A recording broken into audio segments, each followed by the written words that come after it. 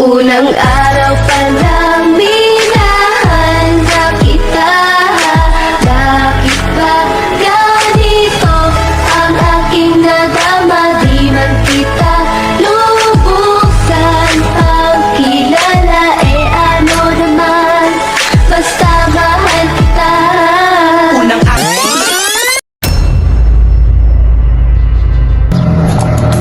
You're not going to tell me. Tell you what? Don't act like that. Don't be clueless. I don't know what you're saying. You went Baya. Everyone saw it. So what? The way you look at her. Wait, Not Wendy. I'm serious. she's just my groupmate. Talaga ba? Groupmates act like that? Whispering and laughing to each other? You're overthinking. Kwento mo sa bulong. You know what? Never mind.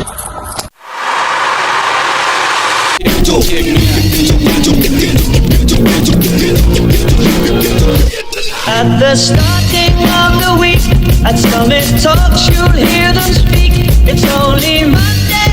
Kung mali makasama ka, ako na makasalanan. Walang sa'kin, di na pala ako dadating. Piyesang ito ay para sa mga batang ina. Nagkasala naman sila. Nagpabuntis ng maaga. Sinira. I got a pregnancy test and it's positive. Imposible. Your jowa is a woman. Opo, pero... Ay, naku. Naiengkanto ka. Sa supernatural, Lola, calm down. You need to have a consultation, Opo. Right, Lola, let's go to the hospital. No, let's go to an albularyo.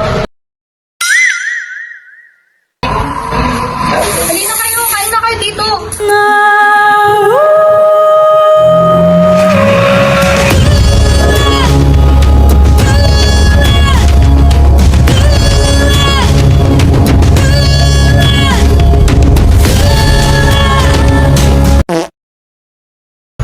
Ika, as you can see, Why are you here? Why are you answering my phone calls? I'm busy.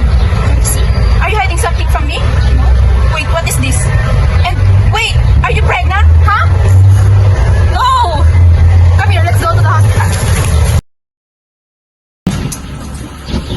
Morning, Doc. Good morning. Have a seat. What brings you here today? Lately, I feel tired and my stomach is getting bigger than usual. I see. How long have you been experiencing these symptoms? A few months ago, Okay, so kailan yung huli mong dalaw? I can't remember po eh. And did you take any pregnancy test? Yes po, earlier and it's positive. And me and my lola went to the albularyo. And the albularyo said it was a supernatural. And we believe in that. Alright, so let's go to the ultrasound room. Okay, so I have the result. And I can see that your partner is a girl. And based from the result, you are about 5 months pregnant. What? Pregnant? Hindi to totoo! Hindi to totoo! You're pregnant? Malandi ka talaga? Let me explain something. Please listen to me. When we had an argument, I met that guy. And we did that thing. It's just a mistake.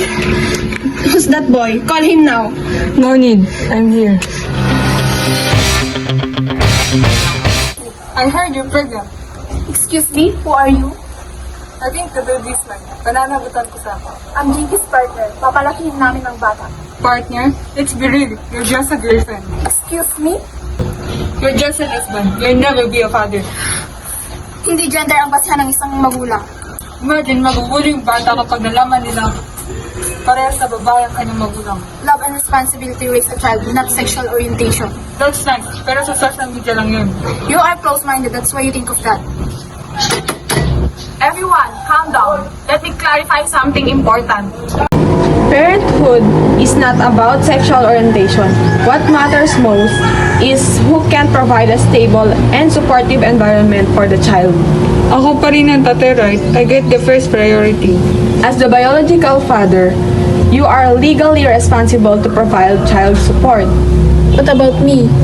Courts cannot discriminate based on sexual orientation. Since you are willing to provide, you may be considered for guardianship.